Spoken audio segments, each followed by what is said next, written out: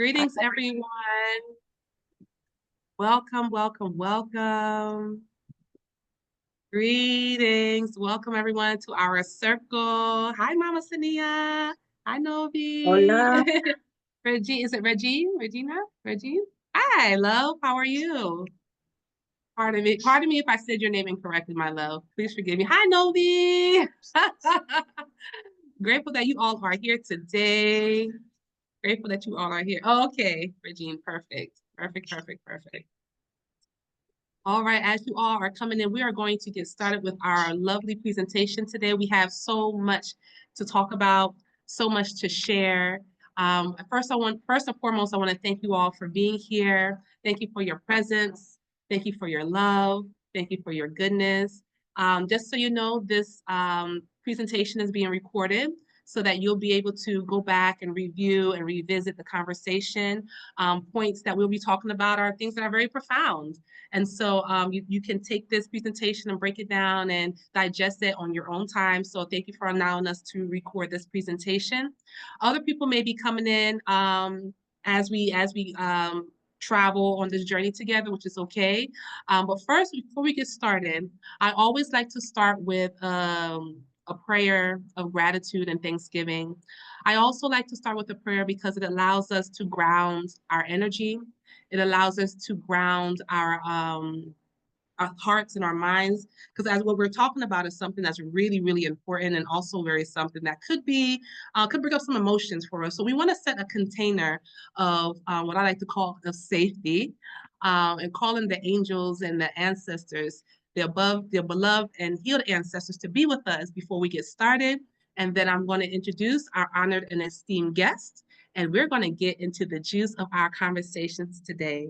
So thank you everyone who's joining. And thank you also those who are going to be joining us on the replay. All right, let us get started.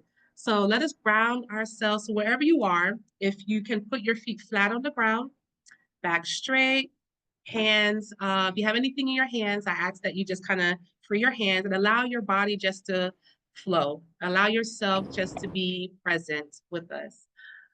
And what I ask for you to do is take a few deep breaths if you can, breathing in through your nose, and exhaling through your mouth. Breathe in and exhale. Breathing in deeply. Exhale all things that no longer serve you, no longer is desired. Let's breathe in one more time. Breathe in the things that you are desiring, that you are praying for. Breathe it into your body. And exhale all of the things that no longer serve you. One more time. Let's breathe in together. In.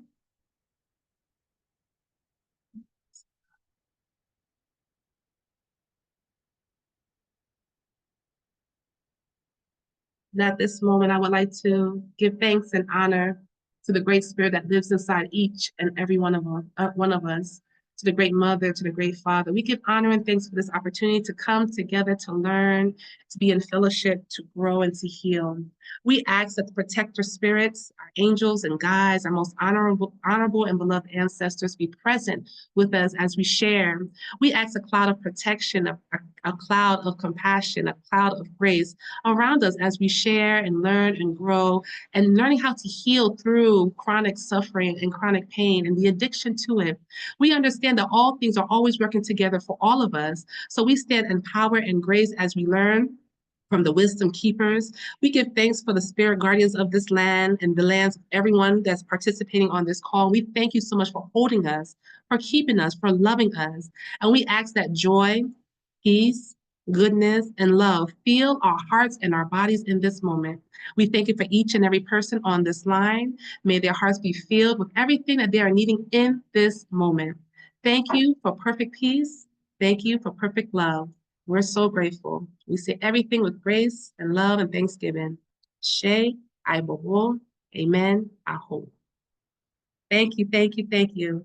Welcome everyone once again. And as others are coming in, today we have a really beautiful, and I'm so excited to present this to you. A wonderful topic that we're going to be talking about is healing, or looking at the addiction to pain and suffering. And one of the reasons why we selected this was because, which I'll introduce our guest in a moment, because we realized in my practice and talking with my guests that it is something that we as people of color, Indigenous people, have really suffered with, sometimes so naturally that we don't even recognize it as it being problematic. So today we want to deconstruct a little bit what the addiction to pain and suffering looks like, also given a perspective from traditional Indigenous spirituality, but also Western compassionate psychotherapy as well. So y'all already know who I am, Sistah Yaya, co-founder of Soul Tribe Heals. I'll drop my links in the chat later on. But I want to introduce to you my beautiful guest and sister, Dr. Rikia Hernandez. So let me give you a little bit of information of this beautiful and divine soul who's joining us today. Dr. Rikia Hernandez is a multicultural and bilingual therapist, deeply committed to supporting individuals from diverse backgrounds as they navigate the unique path towards healing and self-discovery. Her passion lies in creating a safe and welcoming space where all clients feel understood, valued, and empowered to explore their challenges and achieve their personal growth. She understands the profound impact of cultural identity, life transitions, and systematic barriers on mental health, and is dedicated to helping clients find balance, healing, and resilience, no matter where they are and where their journey takes them. Her practice is a blend of solution-based therapy and cognitive behavioral therapy, CBT, and has a strong emphasis on addressing trauma and integrating spirituality. For those who wish to explore the roles of spirituality in their healing journey, she incorporates dimensions in a way that is meaningful and also authentic, so that the client's beliefs, to the client's beliefs and their values. This holistic approach helps to foster emotional well-being, inner peace, and a deeper connection through self.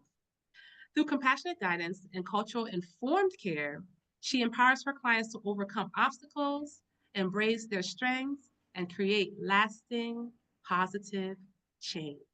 And later on, family, we are going to drop her links. But first, I would like to introduce to you the beautiful and the esteemed Dr. Rikia Hernandez. Welcome, Dr. Rikia.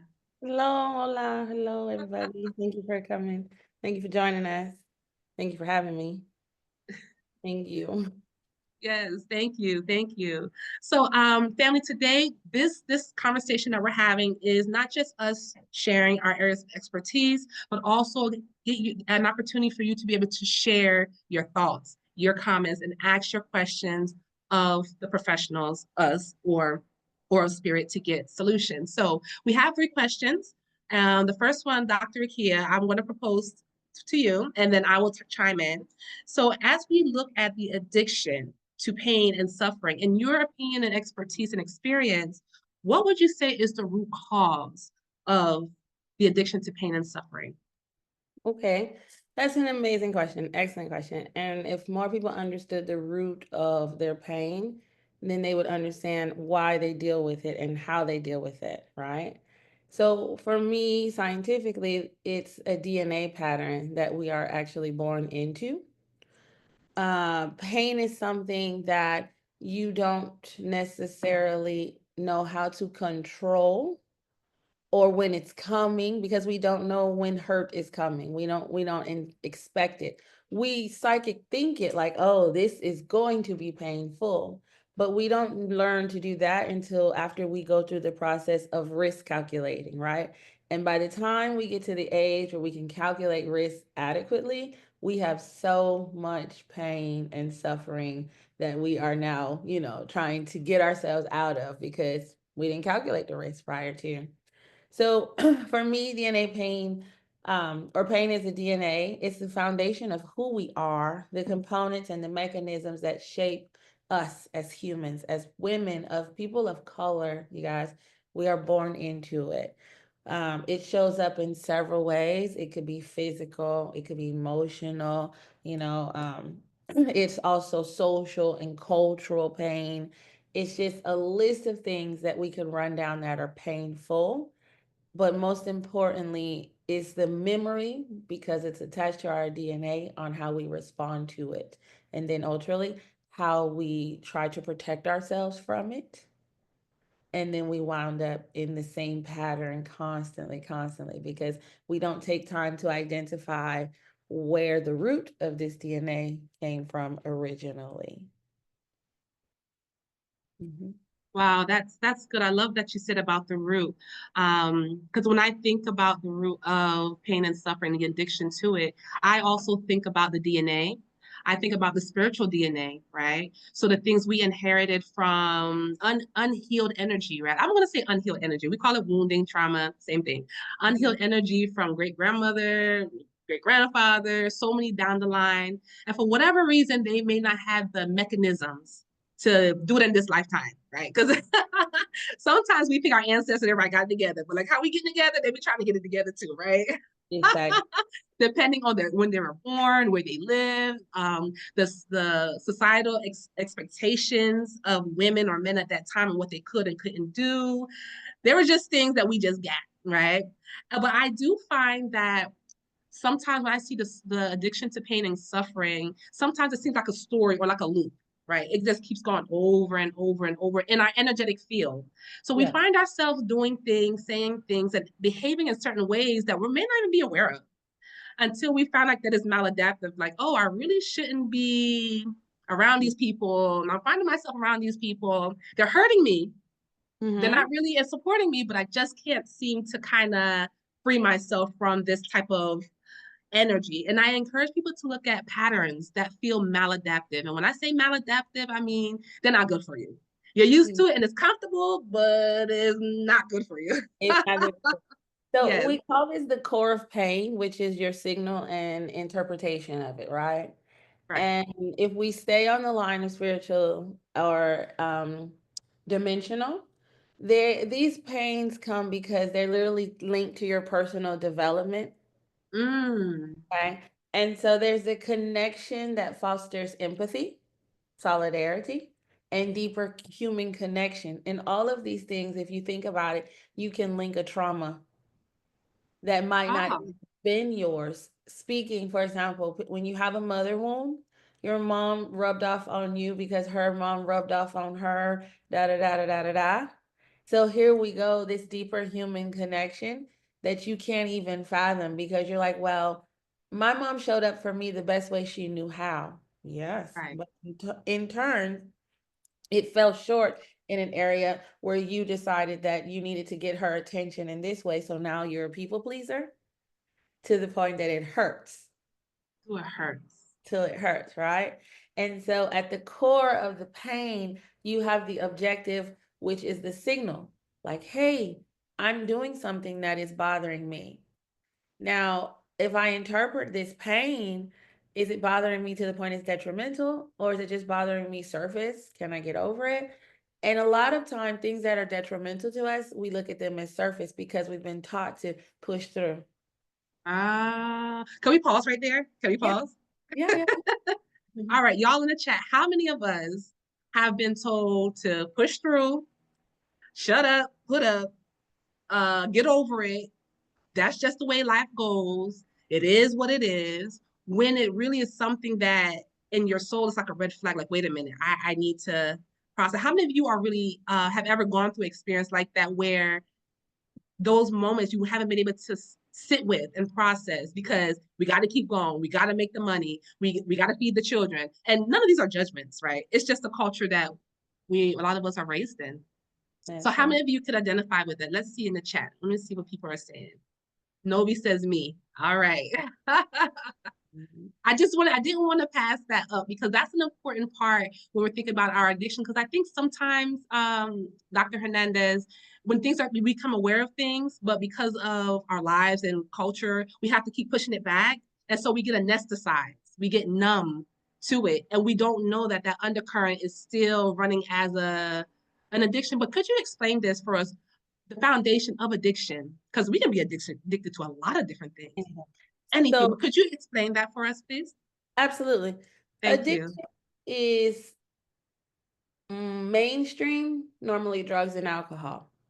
Now we have gambling, sex, those are things that are coming to the front stream, right? But addiction is anything that you do out of control. There's no balance. There's no balance, right? So, of course, exercise, for example, because we're on pain addiction. Exercise, you go to the gym the next day, your body is sore. You're like, ooh, okay. This is how we psych ourselves out. This means I'm working out good. And we go back and back and back without any rest. And then bam, you done tore a ligament. Why? Wow. Because you have literally cut off the receptors of pain that tell you the truth about the matter and put right into response of push through. It's going to be better Wow. tomorrow. And then you're like, oh man, I really messed something up. You started by not listening to the pain in the first place. You Wow. started by not acknowledging the pain in the first place. And because your body is always heightened to pain, because you have never sat down to address what pain looks like for you, how your body interprets pain, how your mind acknowledges what is hurting you and why and how far it's hurting you, you've just Yeah. silenced it. Now you're sitting here with a mess that you could have avoided if you just accepted the fact that this hurts. Why does it hurt? And what level is on? It's like when you go to the doctor, we ask you, is your pain between 0 to 10? Where is it?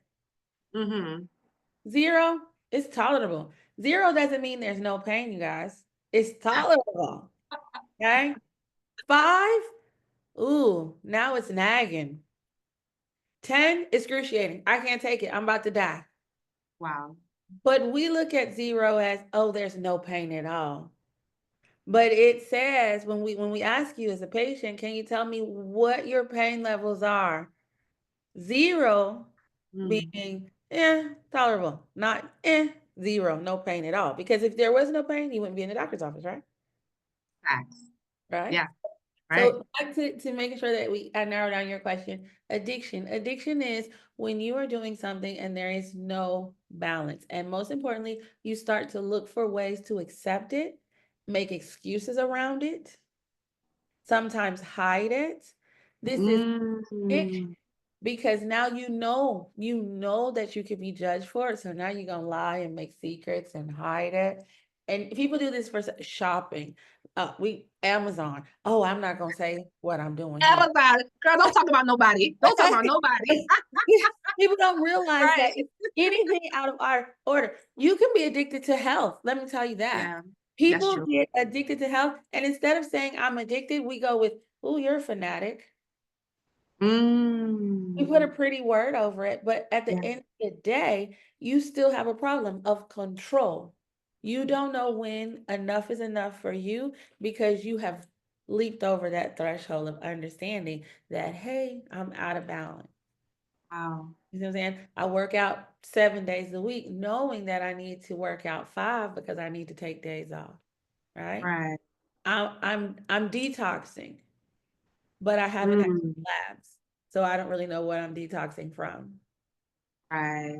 I'm saying, or I'm saging, but I don't really understand what this is actually cleaning up because I didn't sit down and do the protocol before that. So now I'm addicted to the scent of sage, the feeling of sage, but I don't Mm. understand that it's cleaning up my good as well as my bad. Okay. Addiction will have you doing things without asking questions or making sense anymore. Yes. Wow.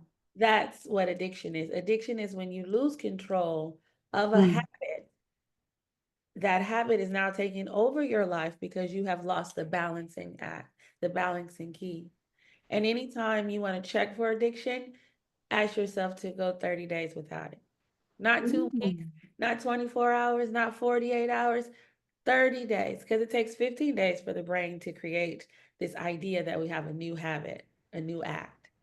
15 days, or you said 15? 15 Okay. days. You were like, oh, in 3 days it becomes a habit. No, it doesn't. In 3 days, it's just constant. It's a reminder. It's fresh. If you do something 15 days, you're closer to making it a lifestyle change. Wow. So if you give yourself 30 days break of whatever you're doing constantly, and you are not sweating, stressing, need to go to the therapist, needing to go see Sister Yaya, then you don't have an addiction to these things. You can cut them off because you see the good and the bad in them. But if you can't cut it off and you're constantly making excuses on why, it's probably an addiction. Okay. Oh, thank you. Thank you for clarifying that. Because as you said, sometimes we soften terminology to I guess to assage and what we do and thinking we're helping, but really that truth and that a true awareness, like, okay, this is really an issue. That truth really helps us to start to break the addiction, be aware of it. So thank you for clarifying that. And even the time frame, how much time it would take to really the brain and everything else to get in alignment to make change. So that's very, very, very important. And I love the examples that you gave about working out, health, because we think addiction is like drugs and alcohol and what we see on TV, but you can overwork. Like I was addicted to work, Yeah. overworking, like Yeah. totally out of control. Jamaican Nation over here, out of control. Don't talk about me. Don't talk Oh, about we ain't gonna me. talk about you today. Not today. I'm Don't gonna talk talk about about me. Working, sex, sleep, religion, learning, anything out of balance can cause an addiction. So thank you so much for clarifying that for us. I think that's so important. I do want to say one thing about the addiction to pain and suffering, because as I'm meditating about what we're talking about today, I also see it as an opportunity in some ways. As we go through like sort of the midnight of the soul of the pain and the suffering, to the extent to which we had the pain and the suffering, the addiction can also be to the extent to which we experience joy to experience we Mhm. can go through that process of transitioning, through that process of learning. Okay, this is I know what I don't want, right? So that becomes about 50% más o menos of the problem. Now I can start a process of creating what I do want. So if I know in my family the addiction is to sadness, sorrow, depression, and everyone's talking about, oh, my hip, my back, my this, my that, what's not working, it's always ruminating. Well, let me stop that. Let me start, and we can talk about some solutions later on. But let me go about creating another reality for myself. And I think sometimes when we're born in a family of addicts, I know I'm born in a family of addicts, it gave me an opportunity to take a step back and say, you know what? I know I don't want that. So let me look not just at them, but let me look inside myself. Let me check my own energies, my own thought patterns, my own energetic patterns and see, geez, what can I change? Even if it's just a 0.5%. It ain't have to be major so that I'm not suffering in that way. So Dr. Akia, what are your thoughts about that perspective of looking at the addiction and what we don't want, and also the transformational process, as our ancestors have taught us, that can take place through seeing that and then choosing something different and going that way. Yes. So, first of all, I would say that you have to recognize and have some self-awareness. We live in two universes mostly as humans, real life and fantasy. We create fantasy to help us to get through what is happening in our real world. For example, if you come from a family of addiction that has addictions, you'll say to yourself, that would never happen to me because I see what it is and I won't fall for it, right? But see, you have this comfortable DNA addiction trait. And so you're like, I can control it. I'm not addicted to this. I'm in control. And then you say to yourself, I'm not doing the same thing they were doing because you don't see your working out addiction to be as bad as the drug and alcohols that you grew up in. You see, so you're easy to judge mainstream addiction. But let's not even go there. Let's go with emotional addiction. Oh, Mm. I'm not victimizing myself as my mother did because I make moves. I don't sit and let my husband beat on me or talk crazy to me. I make moves. Okay, but now you're addicted to being in control to the point that you don't allow anybody to help you, right? Because you make moves. So the idea here is that balance, understanding that no, I don't want to be a victim, but I also want to be loved on.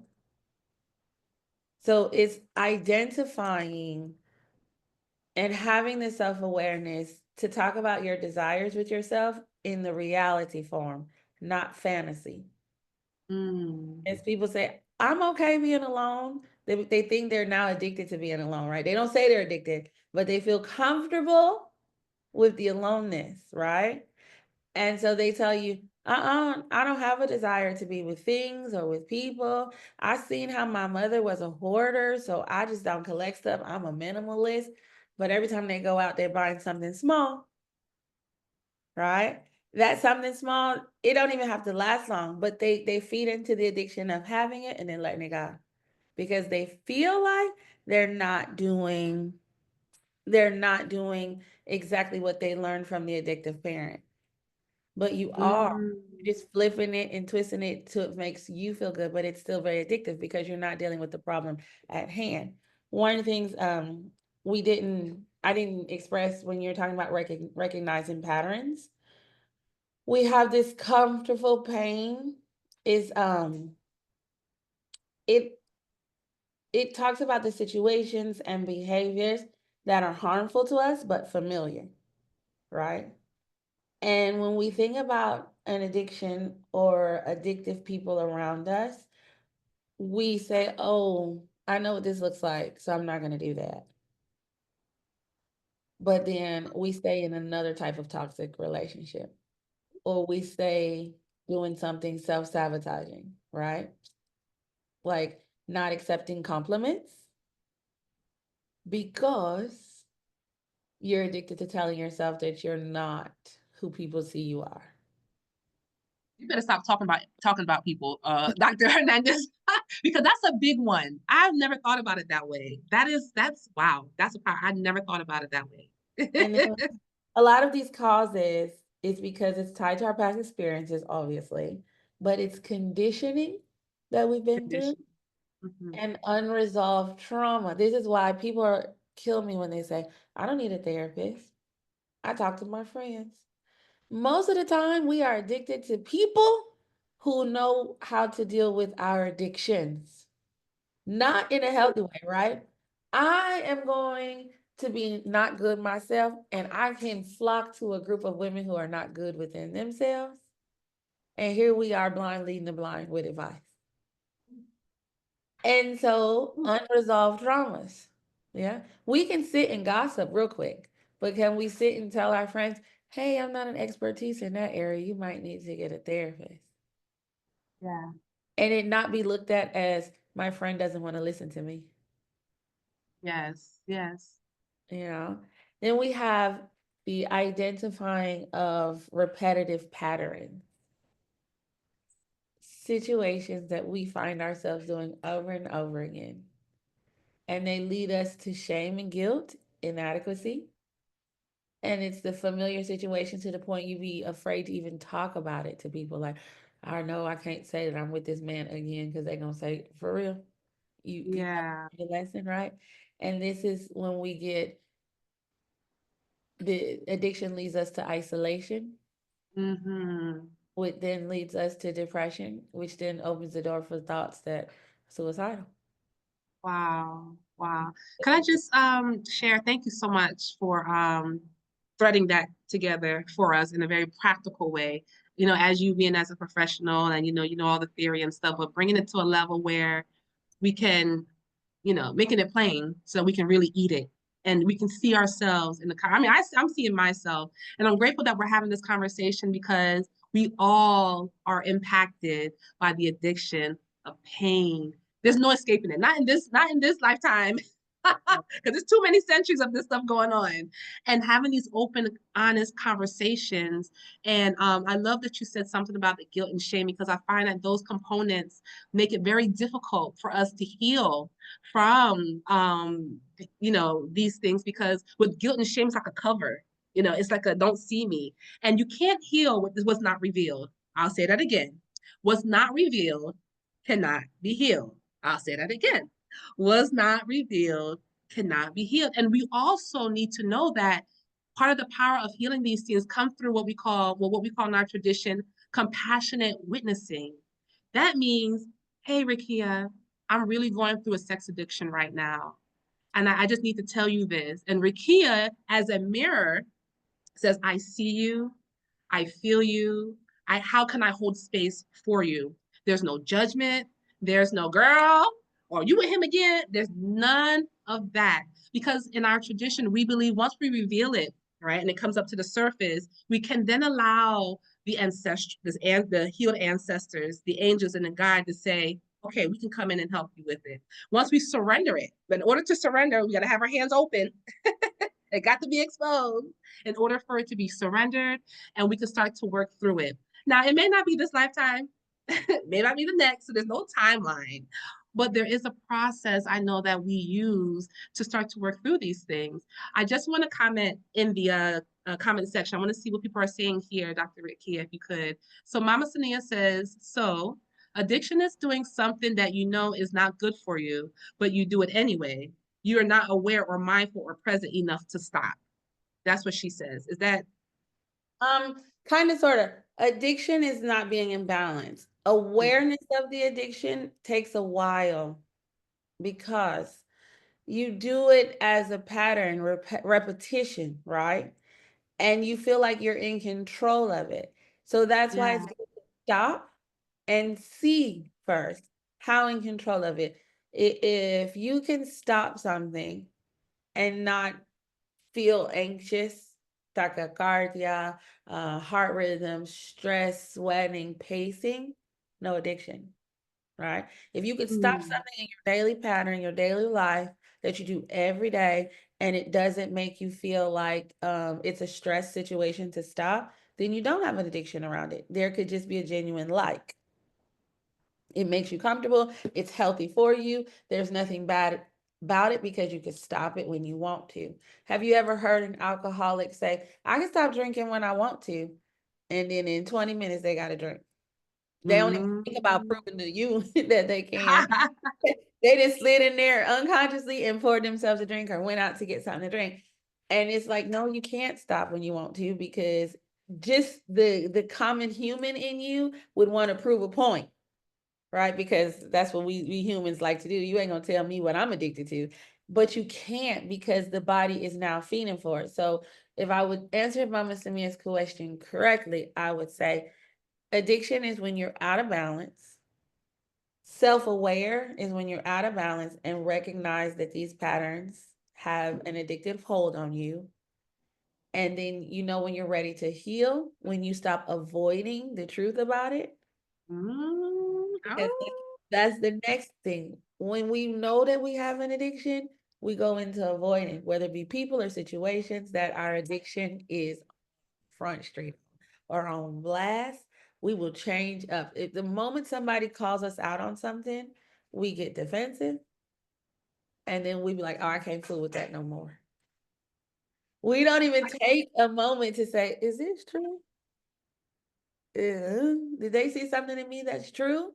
We go right into they don't like me like that. So, they haters, Yeah. and it's never a place of criticism or critiquing or seeing that is true. Like, oh, Yeah.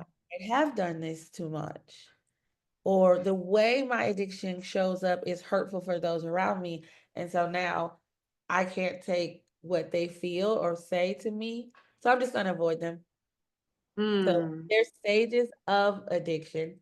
Balance, when it's off, you have an addiction. Yeah. Got it. And when you have the awareness of the addiction, but you are still avoiding the truth about the addiction, this is the behavioral cycles that you go through. Mm-hmm. Um, those behavioral cycles have you so engaged that you're either over in it or withdrawing from it. Wow. I love it. I love it. And I want to add, if I can, and y'all, I want y'all to put your questions in the comments. Christian, I see you. She said, we all up in her business, all up in their, I don't know if you're a man or female, but all up in our business. Yes, all up in your business. She in mine too. I'm in mine too. And she also says that what is not revealed cannot be healed. Very good. Absolutely. Mama Sonia said, thank you for making it very, very clear. I also want to say this too, when looking at addiction as well, we also have to look at the consequences of that behavior. Again, if it's a negative consequence, like over drinking, and then you're out of sorts, or it's costing you a lot of money, or it's costing you your health or relationship, that's another telltale sign. Now, I wanted to talk a little bit about symptoms, Dr. Rakia, that we can look for.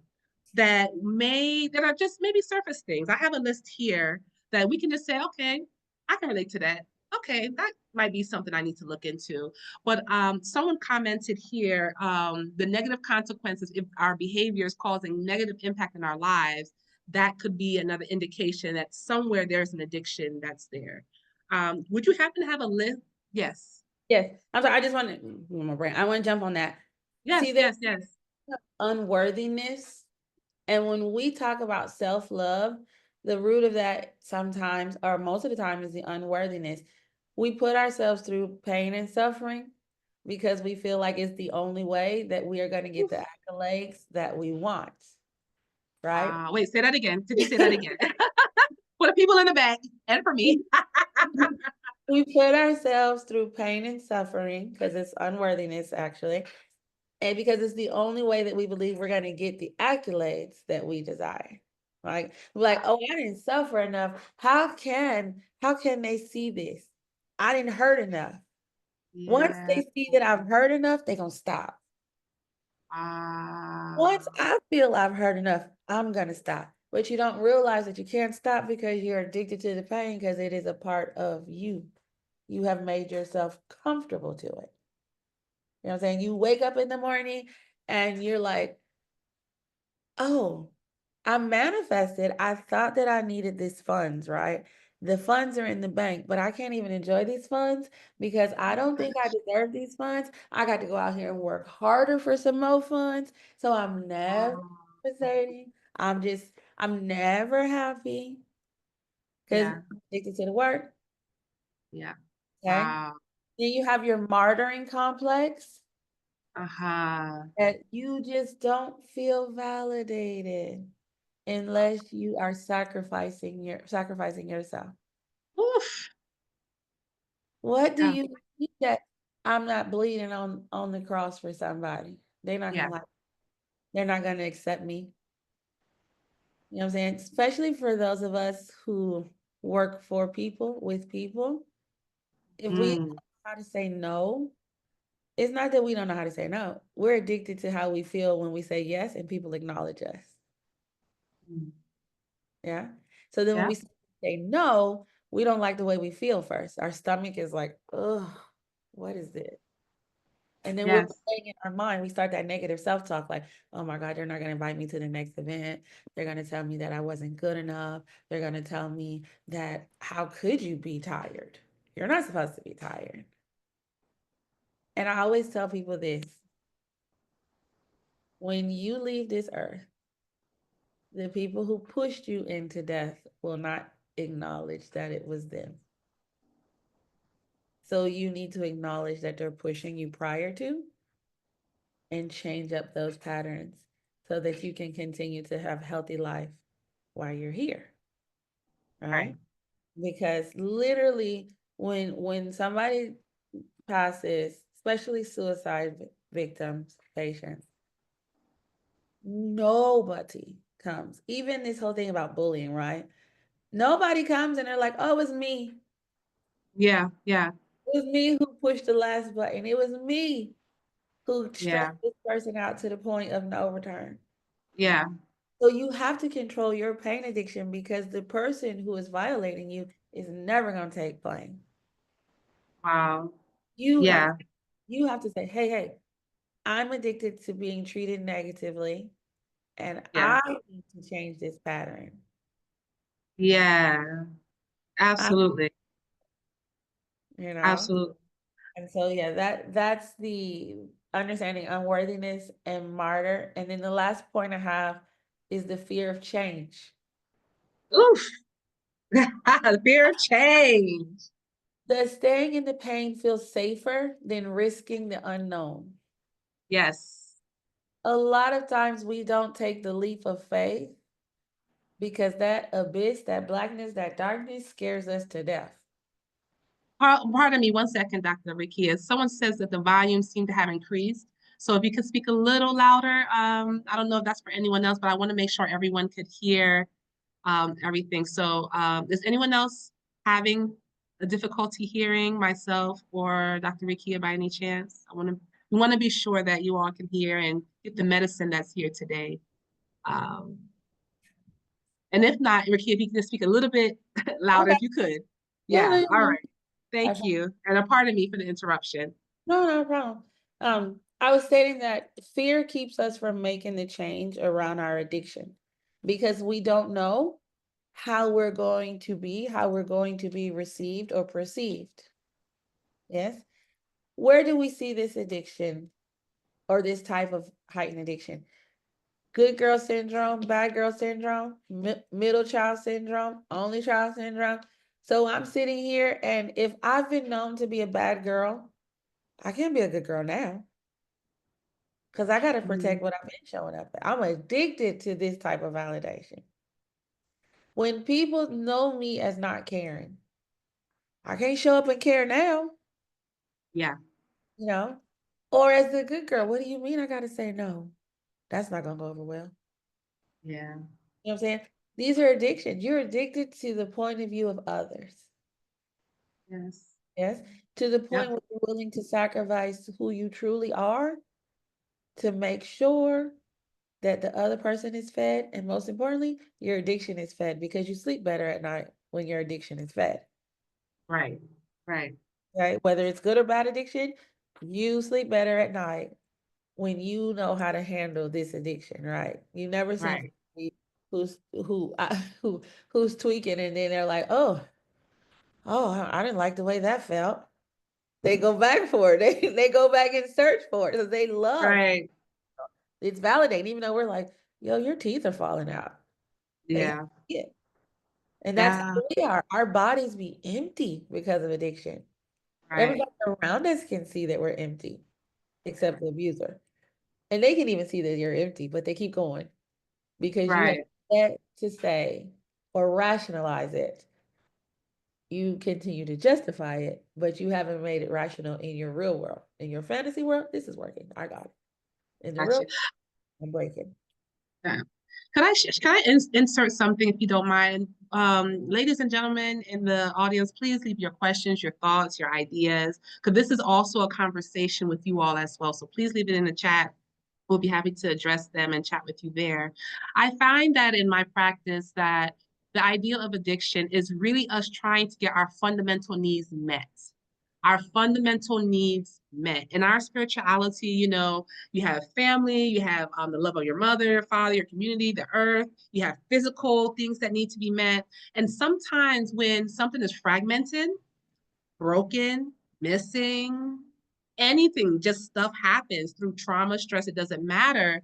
We find we will find a way to survive, right? To survive. So it may be a relationship that makes us feel love that we didn't get from our mother or our father, or maybe have gone through sexual abuse. So we're trying to fill that gap or feel this. And sometimes it can easily roll into what we call an addiction. But fundamentally, I see is as people trying to get their fundamental needs met, but with something that isn't organic to what's needed, right? So I'm using alcohol or drugs or something to feel in love, where really love can be the self-love, like you mentioned, and what I agree with is the actual antidote.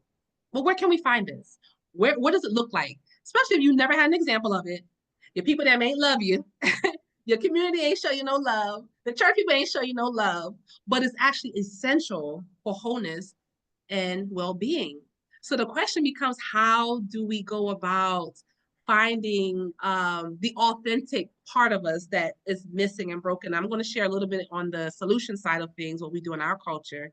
Um, but I just wanted to share that because it's us trying to fill in that void that's necessary for life Mhm.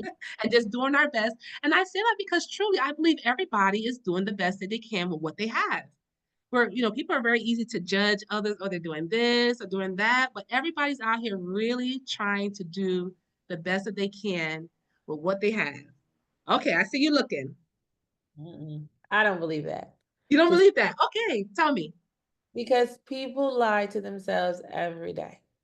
When Okay. you wake up in the morning and somebody asks you, the first person you should to ask is how are you feeling? You should be to yourself, right?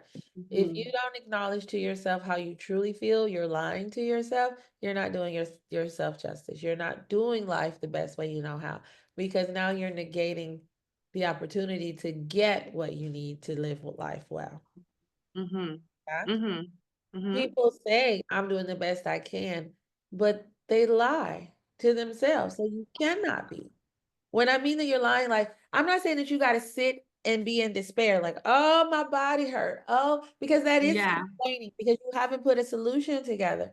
But acknowledging that your body hurts, then you acknowledge what is the solution to cut this pain? And is this pain, Ah, is this solution healthy for me? Can I continue to do this on and on yeah. and on?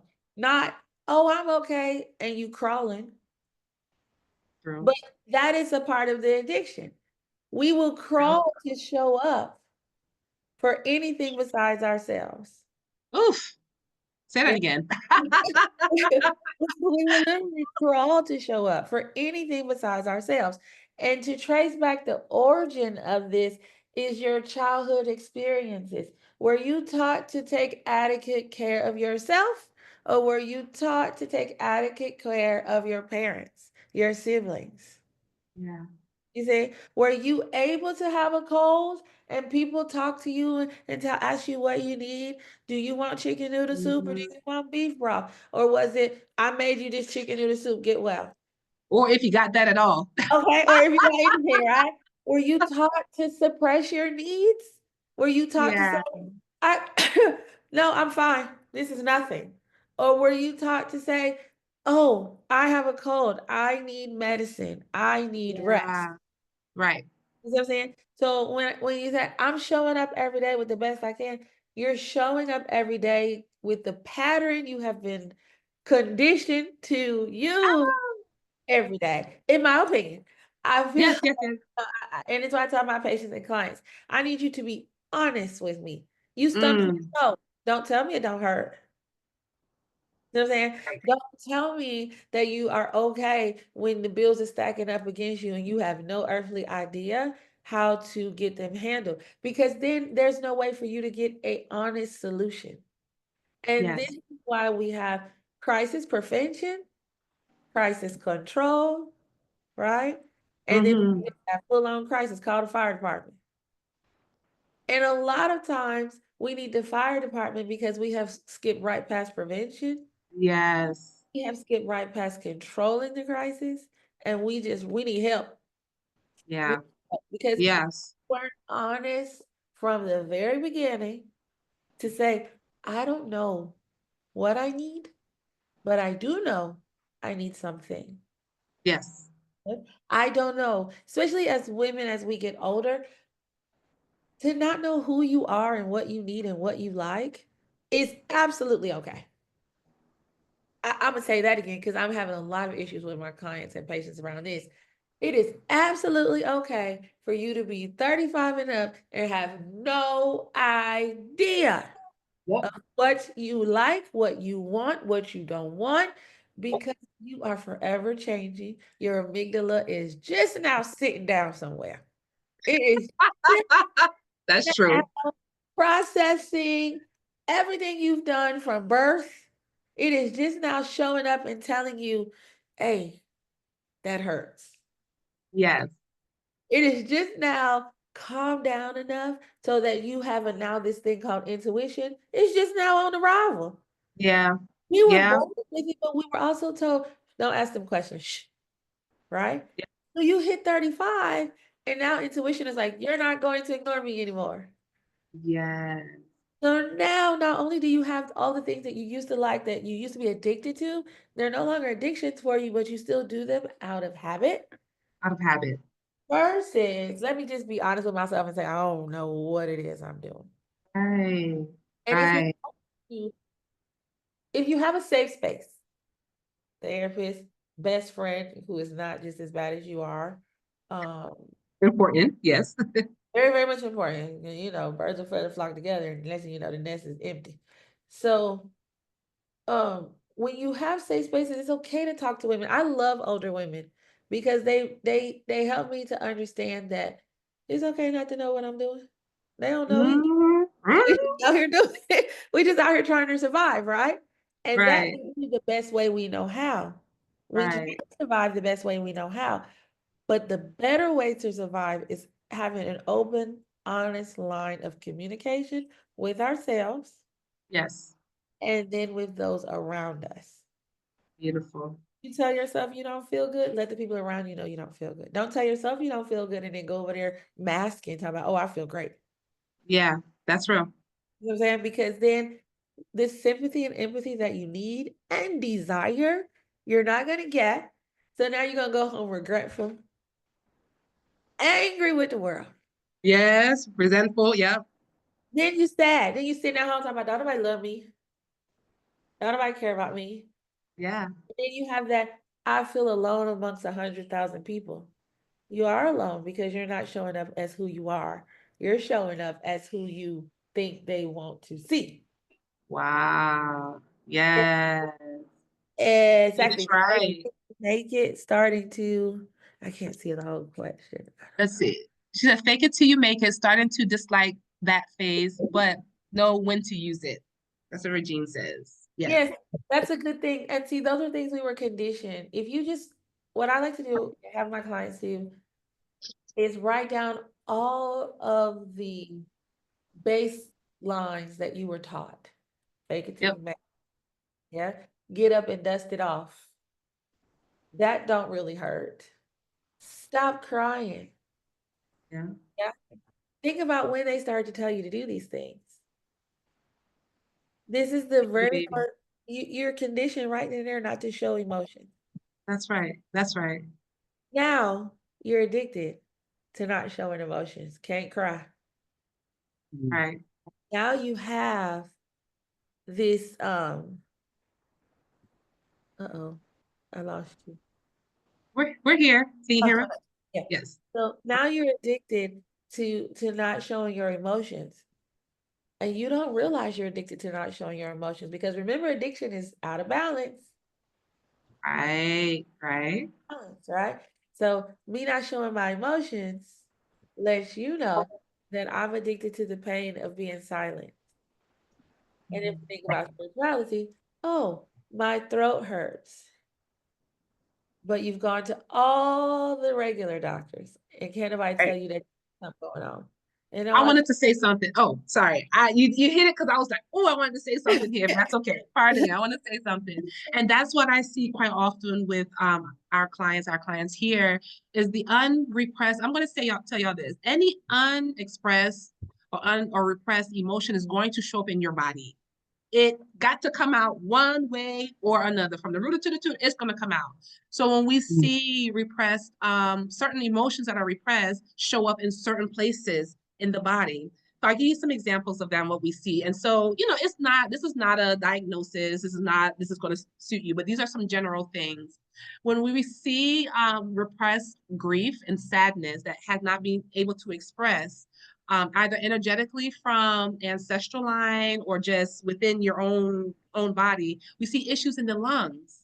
That's where grief, sadness sits in the lungs. So it could be a chronic bronchitis, asthma, whatever. It's always normally it shows up in the lungs. When we see repressed hatred or repressed resentment, generally that can show up as a cancer. Now, where that cancer shows up, let's say if it's in the breast on the left side, that might tell us something about the maternal side of us, or not getting enough nutrients or nurturing from our mother or whoever took care of us, and it's shown up in our breast area. So in our tradition, each part of the body, when it's out of balance, like Dr. Rakia says, will show up physically. So whether we express it through writing it out or saying it or not, it's going to show up through our bodies one way or another. So when clients come to me and the doctors can't help them, they're saying, oh, well, I had this and I did all of this and nothing happened. We get to the suppressed emotion, the suppressed memory, the experience, because one way or another, it has to expose itself. One way or another, it's going to have to come out. So if you are dealing with something chronic, ongoing, or resistant, I will encourage you to explore what areas of your life or what it wants to be expressed in your life. What are we masking? What are we covering up? And find safe community or safe person. Dr. Rakia, she is a practicing therapist. So I did link her information in the chat, so you guys can contact her on her pages, her social media, and myself as well. get with someone who can hold a particular type of space for you to allow for self-discovery. It's not about saying, okay, you're this, you take that. No. In our tradition, we know that you're able to heal yourself. You are your own doctor. We can guide you and say, hey, girl, come over here. Hey, guy, let me show you this. Or are you aware of this? We can do all of those things and guide you. But you are the one that has your own medicine bag for you. Can no one else heal you but you? And we help to kind of peel off some of the layers so that you can be aware. Again, we talked about awareness of, okay, maybe this is problematic, or maybe this has been out of balance. I like to focus a lot on generational cleansing, because a lot of things that we deal with in this lifetime, we've inherited from our bloodlines. It's the water and the wet, baby. It's the same, it's just how it is.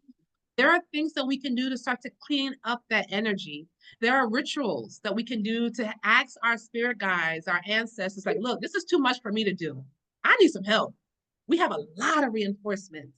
There are plant medicine ceremonies you can tap into to help to lighten the load. There is therapy like Dr. Rikia offers. And I'm going to ask you, Dr. Rikia, if you can talk more about your offerings and things that you have coming up that can help us to start to chip away little by little, compassionately and gracefully, so that we can be free from that which is holding us and that have held us. So if you could, and then I'll talk a little bit what we have offering as well and how we can connect, how they can connect with you, and I can share how they can connect with me as well, if you don't mind. Yes. Just go back a moment.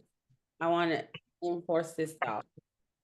When you how do you identify that you have these addictions, externally and internally, and then what to do, and then how I help? I love the fact that you said that our ancestral, we need to go back and heal up some stuff in our past lives in the instructional portion, right?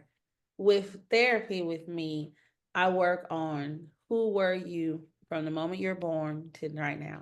Because every traumatic experience that you've gone through has done something to your body. It has literally given you a restart. And if you don't take advantage of that restart and restart in the healthy cleansing way, so you just running through collecting trauma and pain, right? And it does show out in the body. So that's when you stay in the idea of seeking familiarities so that you manage, right? And then reenactment or reattachment. Do you unconsciously recreate scenarios that confirm old wounds? If you sit down and ask yourself this, like, are all my traumas like tethered together in some way? You know, all my relationships are tethered together in some way. This is a clear indication that you've got an addiction to in some way. Here's how it's showing up. Your talking to or talking in safe places like therapy, friends, Sistah Yaya, we get to see you and listen to you, and we can come up and talk to you honestly and be like, hey, I kind of see a pattern that you might not be able to see. But that's the acceptance. Be open to hearing feedback, constructive insight from those who you trust. That's why it's very important for you to be honest with yourself so that you can also build a crowd of people or just one person that you can speak to from honesty, right? And expect to get honest feedback.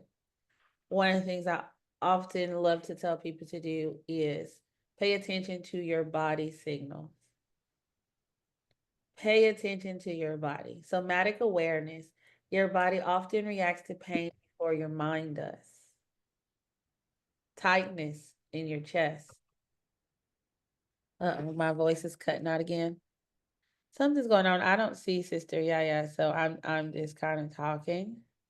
On my screen, I have I'm Novell. here. You can't see me? Oh, there you go. Okay. Okay. So somatic awareness is where I was saying, pay attention to your body. You know, your pain shows up often in the body and it will react. Like you touch a hot stove, your body reacts. The brain then comes through late, like, why did you do that? you know, but it comes through Right. like tightness, fatigue, your stomach. As I mentioned before, that intuition, she starts kicking up in the tummy. You know, that stomach lets you know what's going on. That indicates the underline of the discomfort area, you know. The body connection.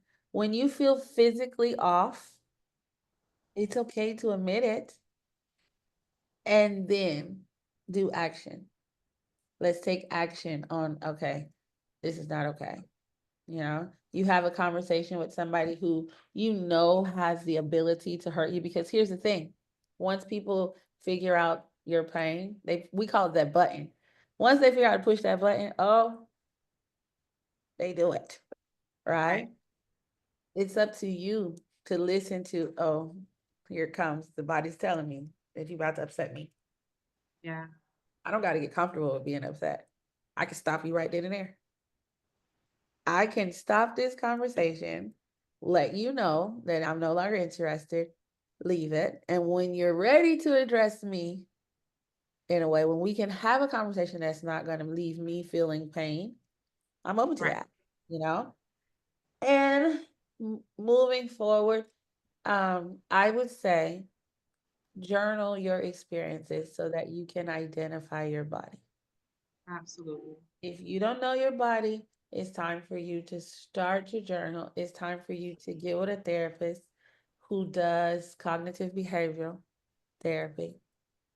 It's time for you to, as you read when I came in, when you're saying I mix spirituality with therapy because I feel like you really need to be able to create your own base and stop operating off the base of what your ancestors gave you solely, because they pass down trauma too. So we need to create a base, clean it up. That's that work. Um, I don't know if this is the proper time or not, but let me know. Um, my retreat is coming in March. Yeah. Okay. Definitely. Yeah, absolutely. Okay. Please tell everybody about all your goodness and your offerings and how they can connect with you. Let Okay. everybody know your, yes, please. So I have a women's retreat in March, and the core of the retreat on Isla Mujeres is about reparenting ourselves. We're going to learn to spoil ourselves. We're going to learn to listen to pain. We'll have massages that will hurt so that you can identify where the pain is in your body and then let it go. But then, most importantly, spoil yourself, because it's no longer cállate te ves más bonito or you fell down, dust it off. No, you hurt yourself. Now love on yourself, you know? Yeah. Reparenting in the most positive way. It's my 1 year anniversary. So I'm going to celebrate being a doctor in my own practice. And I would love to celebrate with women who are ready to own the new them, own the woman you want to be, the woman you desire to be. No longer worried about how you show up for anybody else before you're worried about how you're showing up for yourself. We're going to talk about pain addiction. We're going to talk about things that we were conditioned to do in general. Pain is just half, not even half, a third of who we are. There's so many other things that are pleasurable about that we do as a pattern that always doesn't make sense for the women we desire to be in our present. Yeah. Even though it's joyous, it just doesn't make sense to the present us or even the future us, you know, right on to how we spend our money. It doesn't make Yes. sense for your future self, you know, so you got to sit down and put together those things. So that's happening March 20th through the 25th in Isla Mujeres.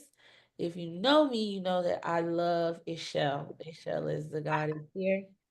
Uh, and she is calling me to her island, and I shall take the women that I care about with me so that we can just go be great. Awesome. Thank you.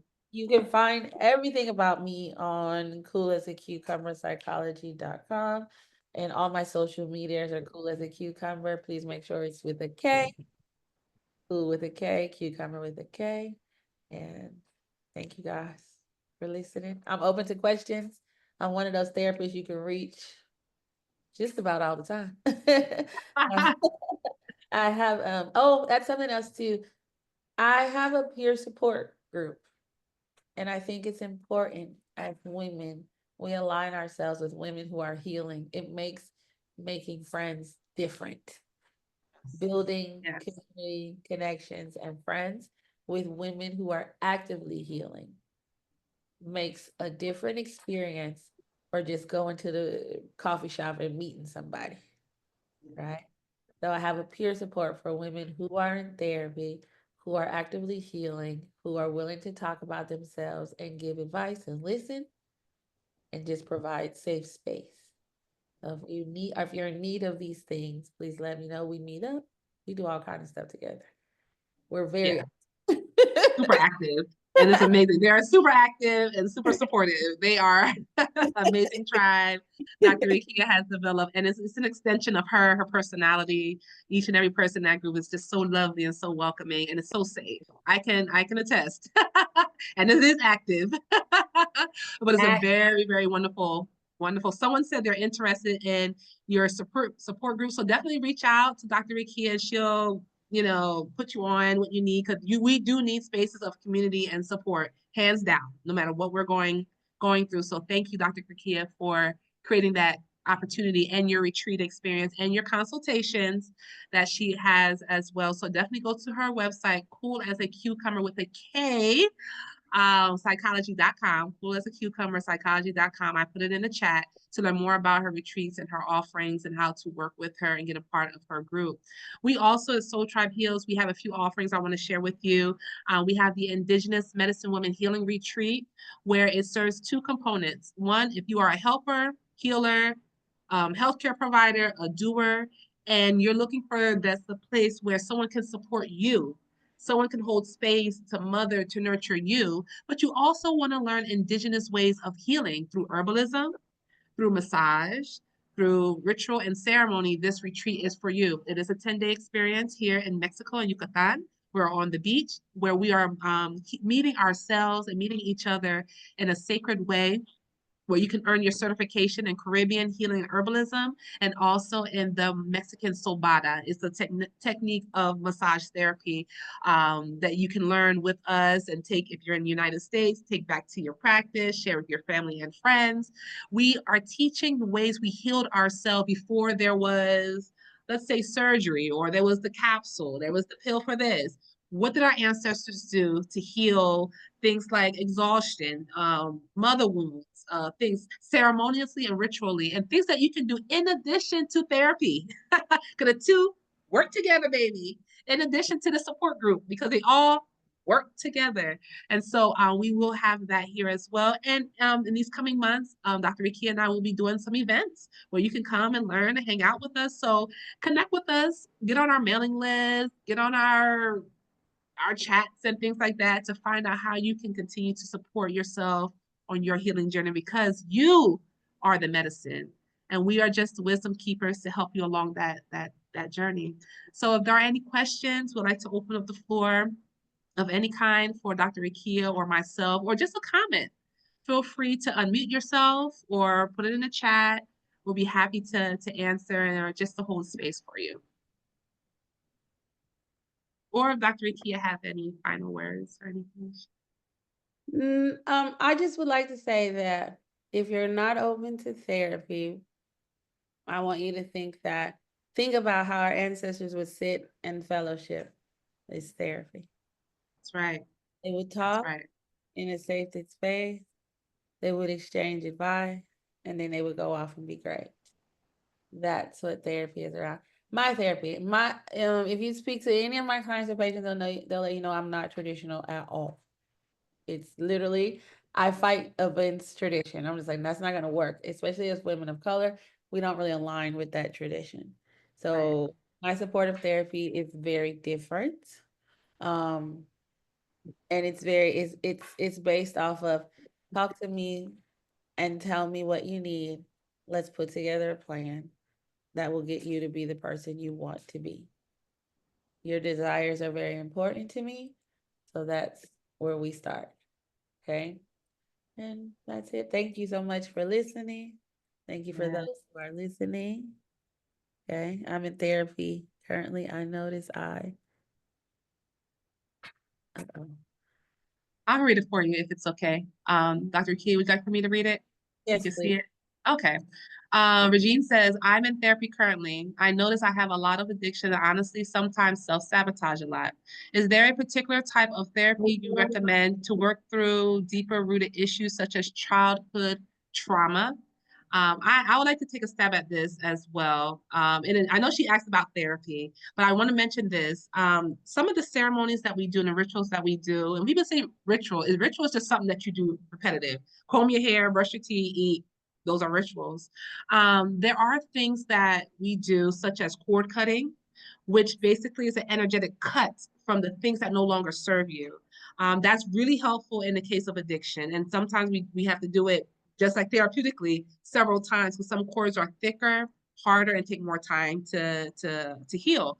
And so we do things such as cutting, ancestral cleansings, which looks in that the field of the ancestors and see where has this trauma, what space is it holding, and we're sending cleansing energy to that so that you're not so much impacted by it, if that makes any sense. These are great to use, especially in the case of self-sabotage. But I also find the ongoing daily, how can I adjust? How can I make these decisions differently? How can I be more aware of myself? Which Dr. Ikia offers is very, very important as well. But I wanted to mention that cord cutting, ancestral cleansing, and don't get me wrong, y'all, I love sage. But baby, there are so many other things that we can do in addition to the sage work that can help us to have greater clarity and to walk this journey together. So I recommend the marriage of the two for sure to be a more of a holistic experience. I just wanted to say that, but I know Dr. Rakia has some things to add as well. Yes.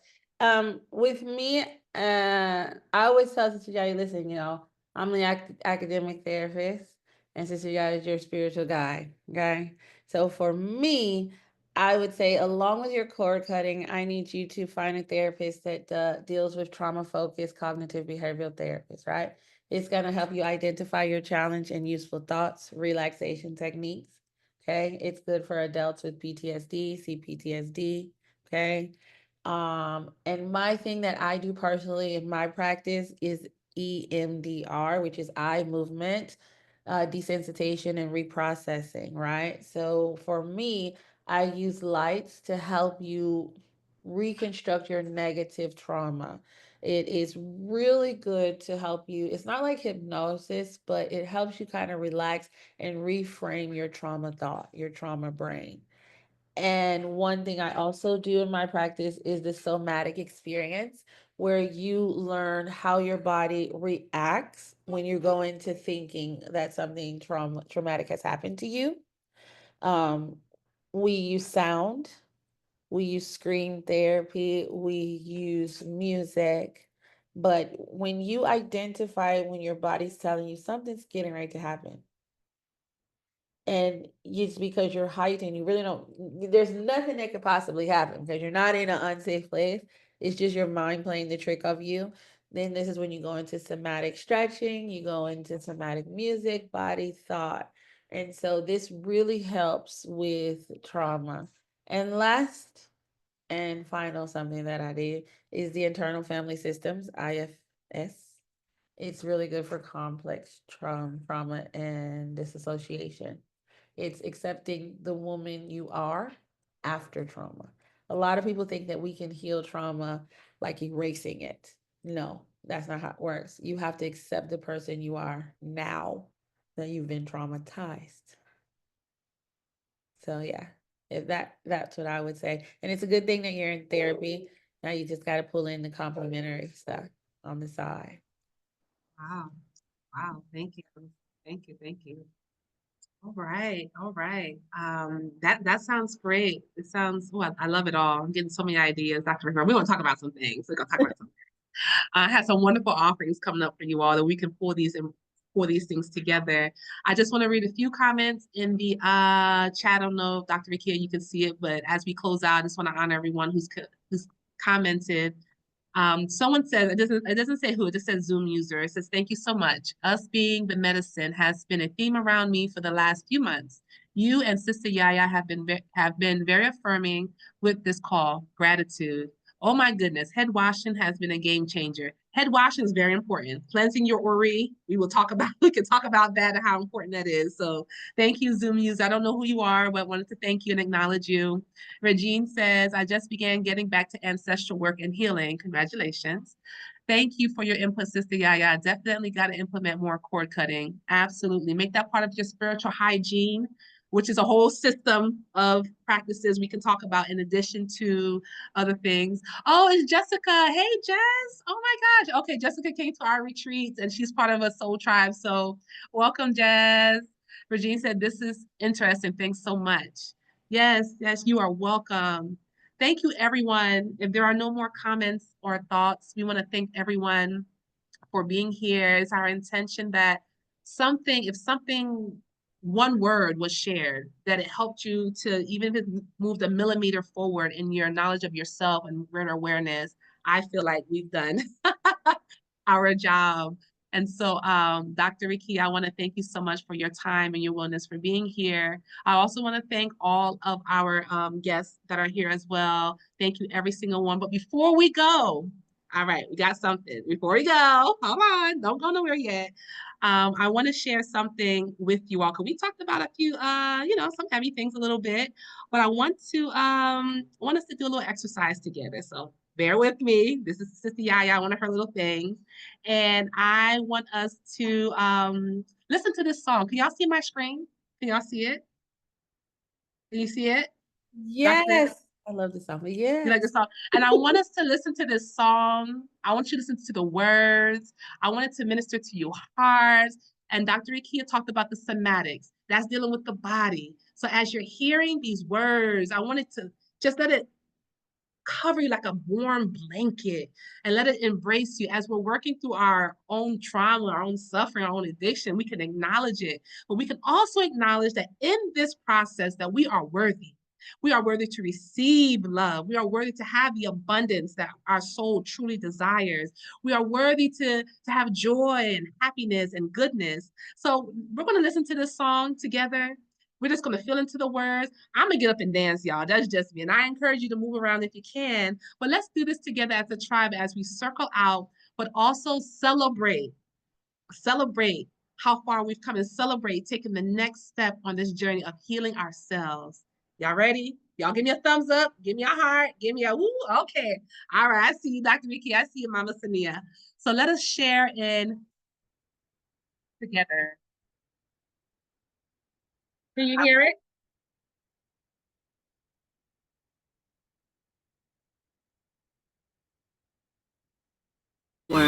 I embrace more thoughts that feel good and feel worthy of my attention.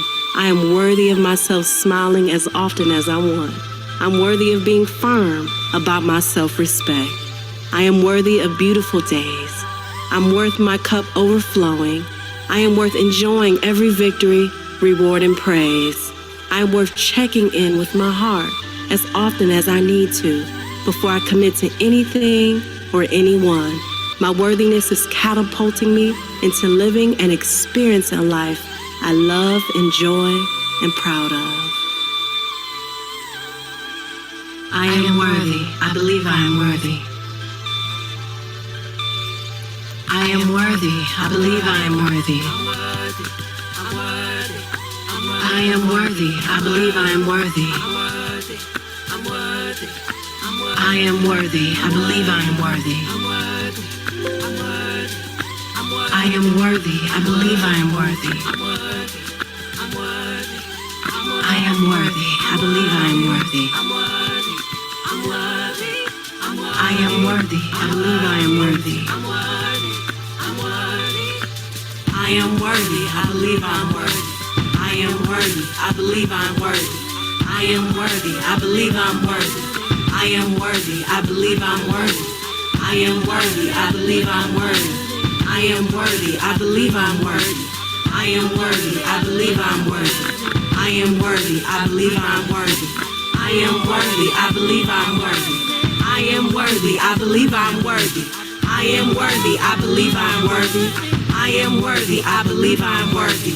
Every moment in time is an expansive experience of opportunity to know how worthy I am. Every moment in time is an expansive experience of opportunity to know how worthy I am.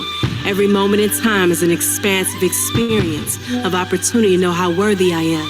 Every moment in time is an expansive experience of opportunity to know how worthy I am. Every moment of time is an expansive experience of opportunity to know how worthy I am. Every moment of time is an expansive experience of opportunity to know how worthy I am. I am worthy. I believe I'm worthy. I am worthy. I believe I'm worthy. I am worthy. I believe I'm worthy. I am worthy. I believe I'm worthy.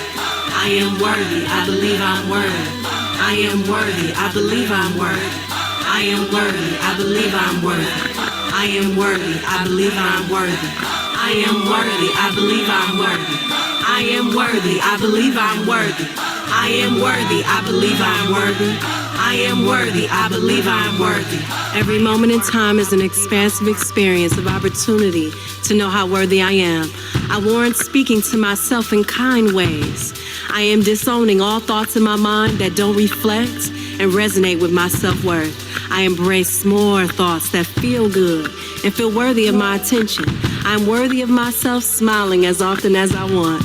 I'm worthy of being firm about my self-respect. I'm worthy of beautiful days. I'm worth my cup overflowing. I'm worth enjoying every victory, reward, and praise. I'm worth checking in with my heart as often as I need to before I commit to anything or anyone. My worthiness is catapulting me into living and experiencing a life I love, enjoy, and am proud. Every moment in time is an expansive experience of opportunity to know how worthy I am. I warrant speaking to myself in kind ways. I am disowning all thoughts in my mind that don't reflect and resonate with my self-worth. I embrace more thoughts that feel good. I'm worthy of being firm about my self-respect. I'm worth my cup overflowing. I'm worthy of beautiful days. My worthiness is catapulting me into living and experiencing a life I love and enjoy and am proud of.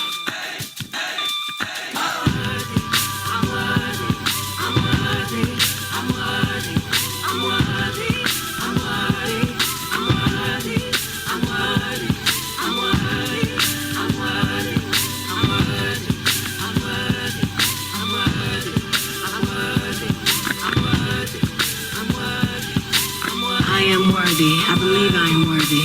I am worthy. I believe I'm worthy. I am worthy. I believe I'm worthy. I am worthy. I believe I'm worthy. I am worthy. I believe I'm worthy. I am worthy. I believe I'm worthy. I am worthy. I believe I'm worthy. I am worthy. I believe I'm worthy. I'm worthy. I'm worthy. I'm worthy. I'm worthy. I'm worthy. I'm worthy. I'm worthy. I'm worthy. I'm worthy. I'm worthy. I'm worthy. I'm worthy. I'm worthy. I'm worthy. I'm worthy. I'm worthy. I'm worthy. I'm worthy.